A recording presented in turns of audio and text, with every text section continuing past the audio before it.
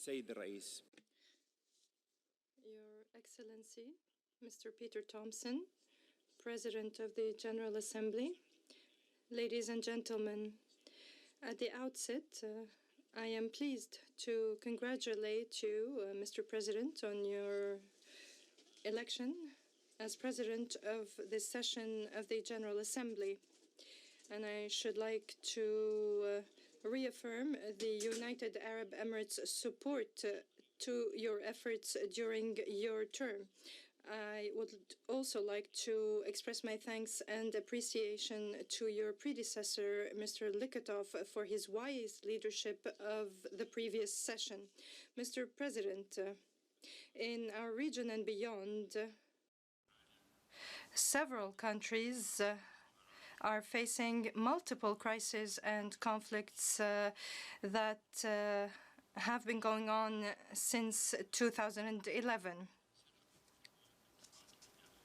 There are numbers of Arab countries, including Yemen, Libya, Iraq, Syria, and Somalia, that have descended into internal fighting and conflict. At the same time, the Palestinian people's plight and their suffering continues under the Israeli occupation without a just solution on the horizon that restores the rights of the Palestinian people and enable them to establish their state along the June 1967 borders with East Jerusalem as its capital. Furthermore, regional interference in Arab affairs, mainly perpetrated by Iran, the only country in the world with a constitution that explicitly calls for exporting its revolution, has aggravated conflicts in the region. The past few years have proven that solutions based on crisis management are ineffective. Therefore, the joint international efforts must focus on finding solutions for these crises and conflicts and not just managing them. We are all aware of violence and terrorism, which have taken unprecedented forms and rely on heinous methods causing fear and terror not only in the Middle East but in many countries of the world, which proves that violence and terrorism know no border and are global threats that are not restricted to a single state or region.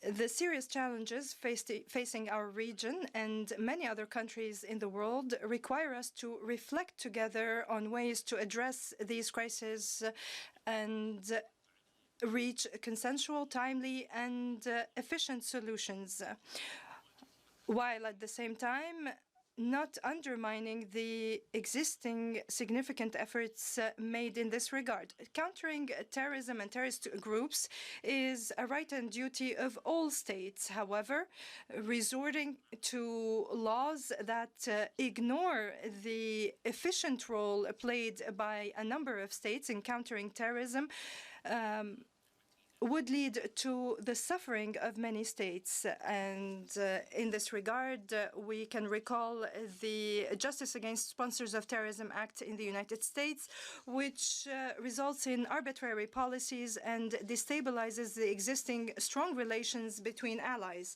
Mr. President,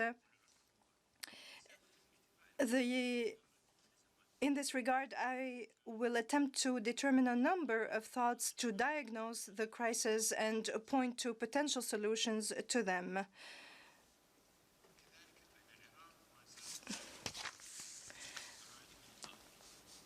Iraq, for instance, has been suffering for more than a decade from sectarian acts and violence. In addition, the control of terrorist groups of swathes of its territory, spreading fear and terror in the hearts of Iraqi people, would undermine regional integrity. The interference of Iran in its internal affairs has exacerbated division amongst the people of Iraq.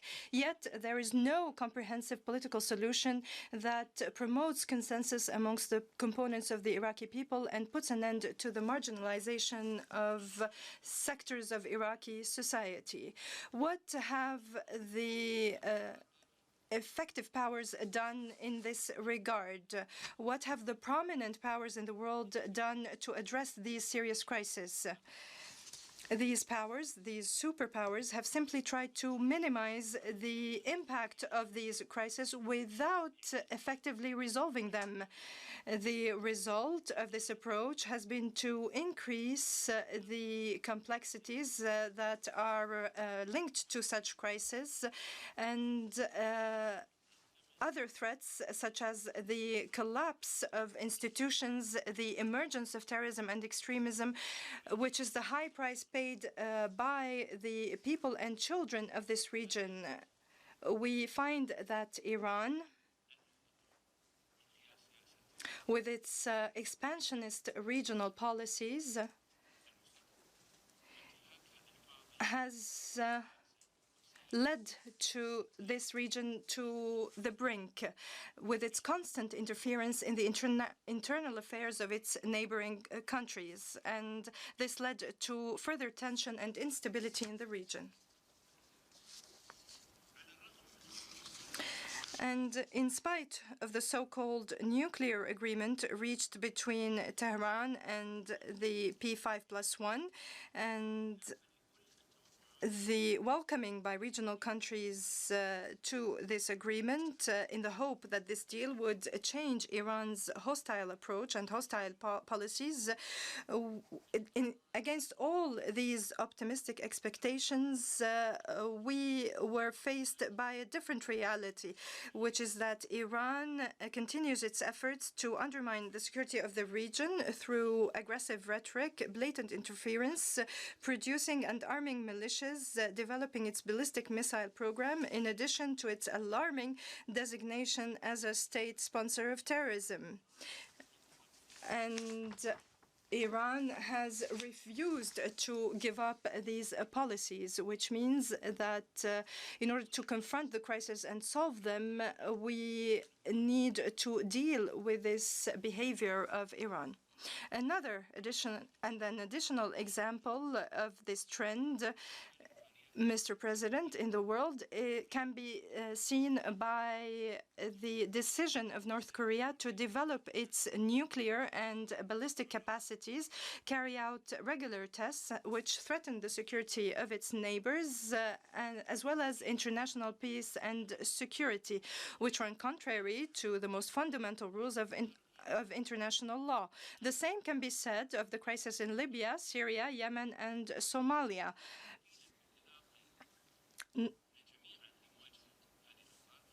The lack of quick recognition of these crises and the timely response has led to their exacerbation.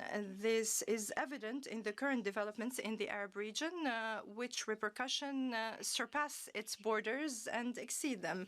The ensuing refugee crisis, the mass exodus from conflict areas, and the consequent pressure on many countries have indicated the need to work together within and beyond our region in order to develop solutions that rise above individual interests. This provides yet another example that ignoring crisis or settling for the management of crisis instead of finding tangible solutions would further exacerbate these crises and turn the situation into a more complex one. Mr. President, despite these grave crises, finding solutions is not impossible if we demonstrate goodwill and political determination by the international community and parties who are able to find these solutions. Allow me to refer to a number of ideas in this regard. First, solutions should be based on justice and respect for law. And no matter what, no role should be given to an extremist, a terrorist, or evil party or group. And in this regard, we call on Iran or any regional party to give up this role, this evil role or terrorist role that incites sectarianism and further ignites tension. Second, we have to resolve the fundamental crisis in a number of countries in the region, which is key to finding solutions to other crises, particularly the crisis in Yemen and Libya. In Yemen, there has been a number of initiatives, including a roadmap, which was put forward by the legitimate government of Yemen and Kuwait at the quartet meeting held in Jeddah past August, and also the meeting that was held in Kuwait. And we do hope that these efforts would result in a political solution if the intentions of the militias in Yemen are sincere, and if they live up to the standards of the international community and uphold their responsibilities as Yemeni nationals. The UAE welcomes the Skhirat agreement reached by the parties in Libya and the formation of a government of national accord. We hope that this will lead to constitution building in Libya and strengthen cooperation between the Presidential Council and the House of Representatives, which are the legitimate representatives of the Libyan people. And this will result in a more unified Libya that would serve its own people. The UAE sees no other possibility to resolve the Syrian crisis than the political solution. There is no possibility to resolve the Syrian crisis through military force.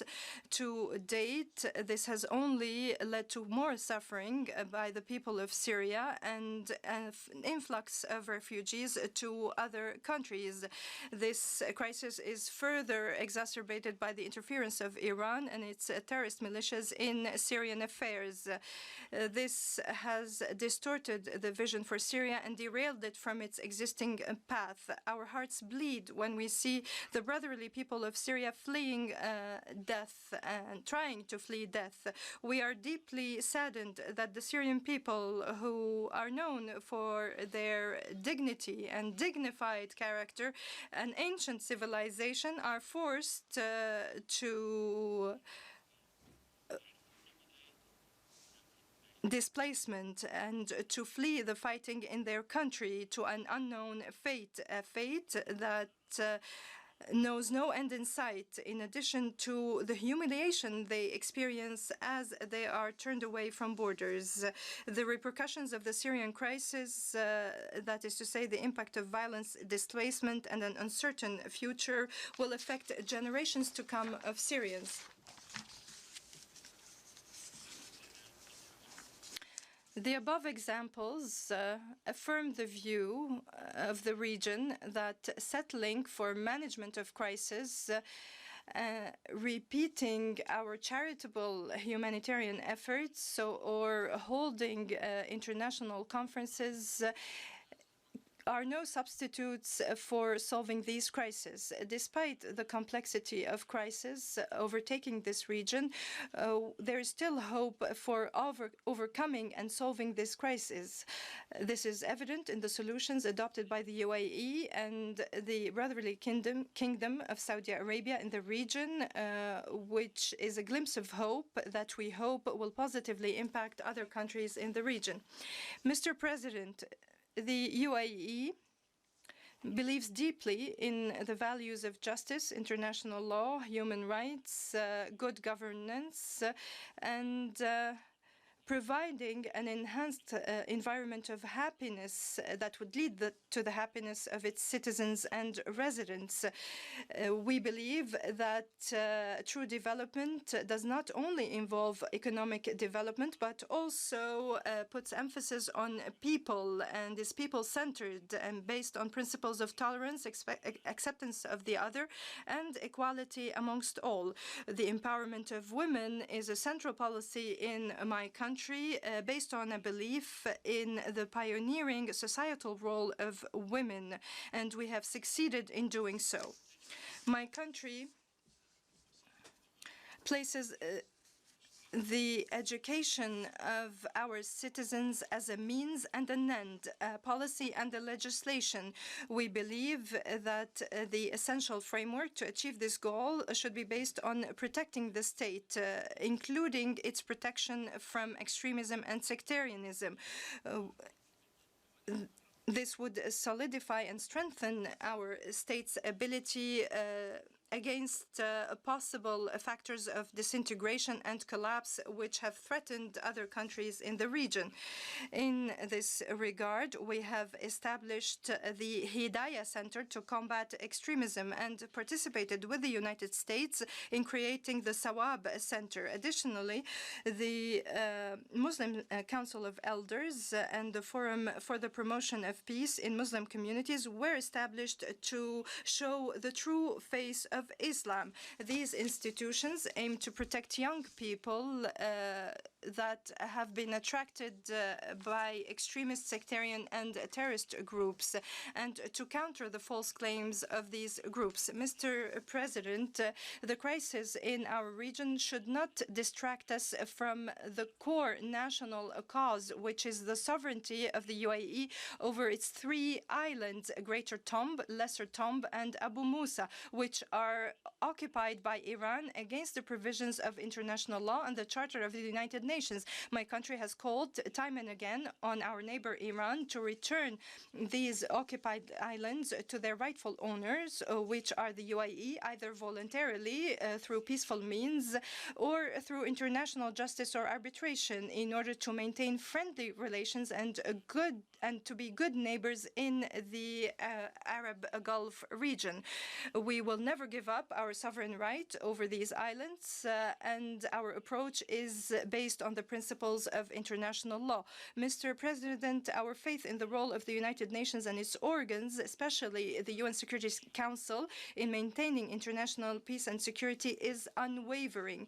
We expect the United Nations to play an effective and vital role in resolving conflicts, strengthening states' ability to resolve conflicts through a framework that is based on respect for national sovereignty and non-interference in the internal affairs of state.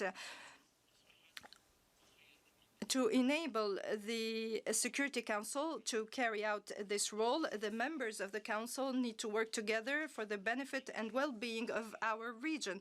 To ensure the United Nations is effective in a multipolar world, we have to give a greater role to the General Assembly and more attention to early planning to achieve security and stability. We can do this through constructive strategies and programs that aim at achieving sustainable development, eradicating poverty, fighting inequality, addressing climate change, defending human rights, and much more. We are firmly convinced that the effectiveness of the United Nations and its principal organs can be achieved through institutional cooperation with regional organizations under clear mechanisms of cooperation, which is the cornerstone of the United Nations work. The UAE looks forward to working with the next Secretary General, with the upcoming Secretary General, with a view to promoting the work and effectiveness of the United Nations in order to guarantee further progress and to find solutions for conflicts, as well as building capacities that are required to maintain international peace and security. Thank you, Mr. President. I thank the Minister for Foreign Affairs and International